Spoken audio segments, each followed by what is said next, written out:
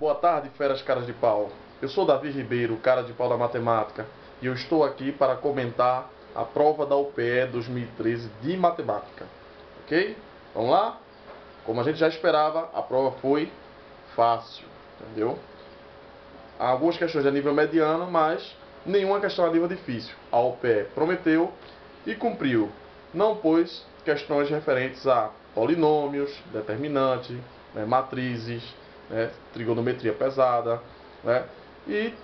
mas em compensação com essa modificação, outros assuntos como análise combinatória ganharam destaques, é o que a gente vai ver. Então, por exemplo, na questão número 1, era um problema clássico de MMC. Você pegava as datas, fazia o MMC e via, e depois contava no calendário, a data que ia seguir, olhava os trechos e verificava qual era as proposições corretas. Questão número 2 é uma questão de nível fácil também, constava apenas uma análise de gráfico e a observação das alternativas que ele estava dando, porque na própria figura ele já descrevia todas as informações que ele pede, então não exigia nenhuma continha pesada, nenhuma aplicação de fórmula, só as operações de aritmética triviais, como adição, subtração, multiplicação, divisão, entre outros. Questão número 3. Questão número 3 foi uma questão de geometria plana. E os agentes em sala de aula cansou de praticar geometria plana, questão certa da UPE e de outros concursos também, federal, católica, sempre cai questão de geometria plana, O clássico recorte de figura, onde você faz o volume de uma e retira o volume em excesso da outra, ou usa uma estratégia ou outra para resolver esse tipo de questão. Questão nível fácil também, já esperada e resolvida. Questão número 4. A questão número 4 constava apenas de um gráfico, com algumas informações. Por exemplo, zero de função, raízes de função. O aluno sabendo calcular, observar o gráfico e retirar essas informações, ficava fácil, porque ele dava duas funções e a informação para resolver a segunda, você obtinha aplicando na primeira. Sendo assim, o aluno, fera cara de pau, que estudou isso aí, que viu isso nas aulas, se saiu muito bem. Questão número 5. Questão número 5, vem com análise combinatória, disposição de cartas, ordem ímpar, impar, ele pedia para você organizá-las de forma que ficasse em sequência alternada. O aluno lá ia lá, contava as combinações que se podia fazer com a sequência alternada e resolvia a questão facilmente. Questão também em nível fácil.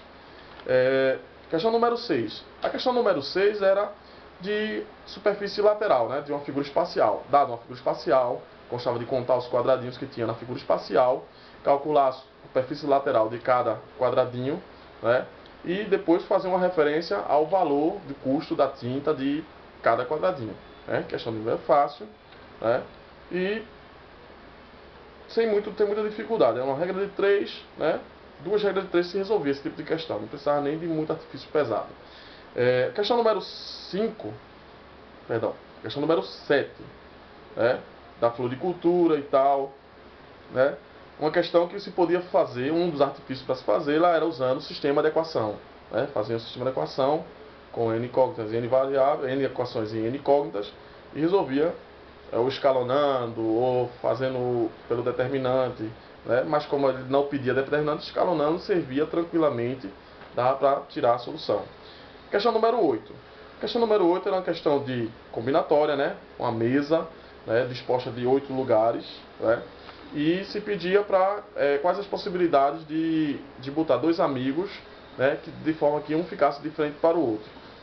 Questão de usando os axiomas de Morgado, da postura ativa, da ordem de dificuldade, e o princípio fundamental da contagem, dava para fazer essa questão tranquilamente, sem pensar em arranjo, em permutação, com repetição sem repetição. Isso aí é desnecessário quem domina os axiomas de Morgado e o princípio fundamental da contagem. Questão de nível mediano, devido à falta de destreza do aluno, do nosso aluno, em relação à análise combinatória. Então, mas assim, em geral, é uma questão possível de se fazer, não está nada além de anos anteriores, que a UPE implementou análise combinatória com muito mais rigor, com certa dificuldade. Questão mediana, ok? Questão número 9. Questão número 9 misturava um pouco de geometria plana, né, com função, alguns aspectos, né. Aí teve gente que me comentou: ô professor, dava para fazer com distância de ponto, né, de 2 pontos?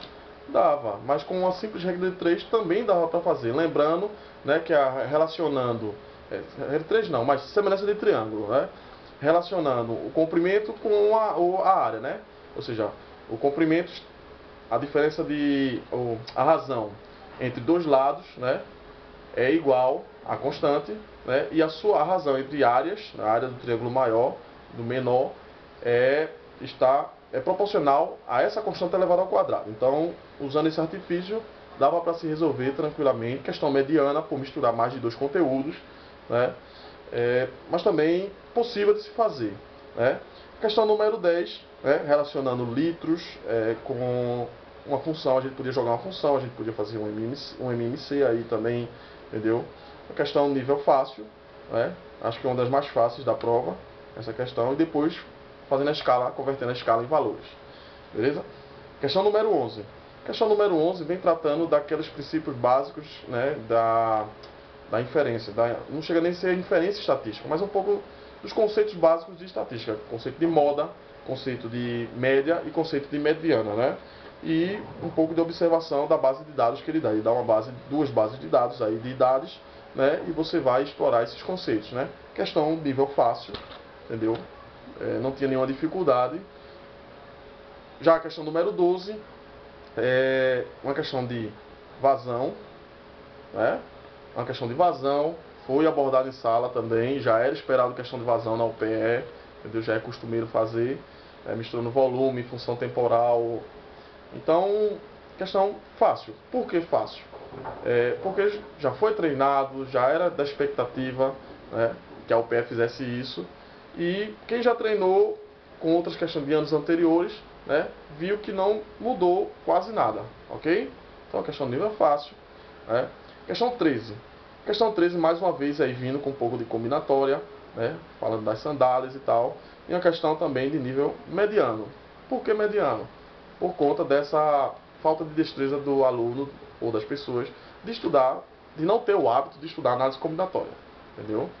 Um pouquinho, de novo, faço referência aos axiomas de Morgado, né?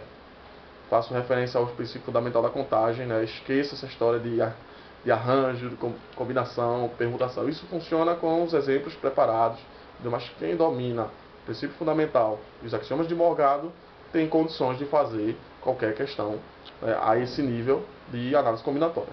Ok? Vamos passar para a questão 14. Questão 14 trata, né, de custo e volume, mais uma vez, fazendo uma relação entre custo e alguma coisa, né? Questão de nível mediano, né? Exigia pouca destreza para se calcular, né? Mediano, ok? Questão número 15. Questão número 15 é o novo tema, né, da UPE, que é vetores, né? A questão, quando você fizesse a diferença dos vetores, você ia anotar, ou por várias formas, você esboçando a figura, ou usando, por exemplo, a lei dos cossenos, né, você ia notar que o resultado saía tranquilamente, ok? Já a questão número 15, uma questão de probabilidade, né, sem repetir a pessoa, né, sem botar lá na amostra o dado tirado, né, se fazia tranquilamente. A gente também treinou esse tipo de questão e o fera cara de pau se deu bem nesses tipos de questão. Então, em geral, né, a prova foi fácil, porque a matemática tem que ser o que, pessoal? Justamente, fácil. Uma boa tarde a todos, né? Boa sorte. Sorte não, porque o fera cara de pau ele não precisa de sorte, ele precisa de sucesso. Então, sucesso a todos e uma ótima tarde.